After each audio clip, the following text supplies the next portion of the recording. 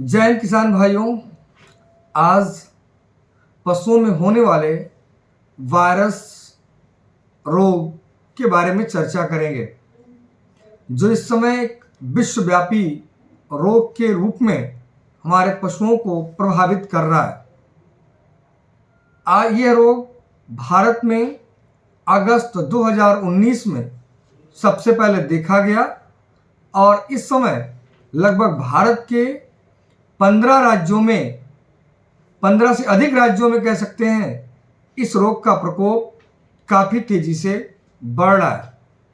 प्यारे किसान भाइयों, इस रोग का लक्षण क्या है, इसका उपाय कैसे करेंगे, यह रोग कैसे पशुओं को प्रभावित कर रहा है, इसके बारे में आज जानकारी साझा करने के लिए हम आपके समक्ष उपस्थित हुए हैं।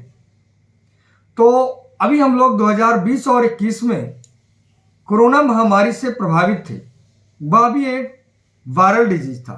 इसी तरीके से पशुओं में होने वाला यह एक भयावह वायरस डिजीज है, जिससे हमारे पशु काफ़ी तेजी से प्रभावित हो रहे हैं। इस रोग को हम गांठदार त्वचा रोग या लिम्फी रोग के नाम से जानते हैं। शॉर्ट में इसको LSDB रोग भी कहते हैं। यह रोग भारत में बहुत तेजी से फैल रहा है। यह एक वायरल डिजीज है, इसलिए देखते ही देखते पशुओं के पूरे से पूरे झुंड को यह प्रभावित कर देता है। इस रोग का लक्षण क्या है?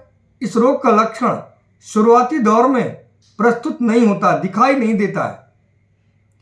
कुछ दिनों बाद यह रोग पशुओं के शरीर पर इस रोग का लक्षण दिखाई देने लगता है। जैसे पशु कमजोर होने लगते हैं, पशुओं के मुख से और नाक से लार गिरने लगता है, पशु का पैर में सूजन आ जाता है, पशु खाना बंद कर देता है और पशुओं के बाह्य त्वचा में गांठदार धब्बा या आप कह सकते हैं झलका पड़ने लगता है। सबसे प्रमुख लक्षण यही होता है। जब पशुओं पर झलका, ये गांठदार पड़ने लगता है, तो इस रोग का प्रमुख लक्षण प्रस्तुत हो जाता है, जिससे यह रोग पूरा भयावह हो जाता है और देखते ही देखते इस रोग का लक्षण पूरे पशु शरीर पर दिखाई देने लगता है। यह रोग प्रमुख रूप से दुधारू पशुओं में होता है, खासकर दुधारू गायों में इस रोग का लक्षण सबसे ज़्यादा दिखाई देता है। तो ये था पशुओं का प्रमुख लक्षण। इस रोग का प्रबंध कैसे किया जाए?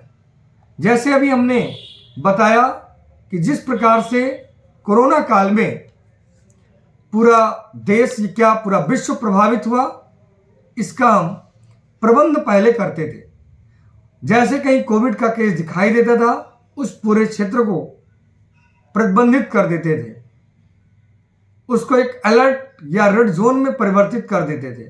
उसी प्रकार से इस रोग से निजात पाने के लिए, इसको नियंत्रित करने के लिए पशुओं या पशुशालाओं में उन विधियों को आपको अहम बिंदुओं को ध्यान में रखना होगा। जैसे अगर किसी पशुओं में इस लक्षण दिखाई दे, तुरंत उस पशु को झुंड से बाहर कर देना चाहिए, जिससे इस रोग का लक्षण जैसे दिखाई दे झुंड से बाहर कर देंगे तो उससे अन्य पशु हमारे प्रभावित नहीं होंगे। जो उस पशु का बिछावन या चारा होगा, उसको पूर्णतया नष्ट कर देंगे और अन्य पशुओं को बाहर से लाने की प्रवृत्ति कम कर देंगे।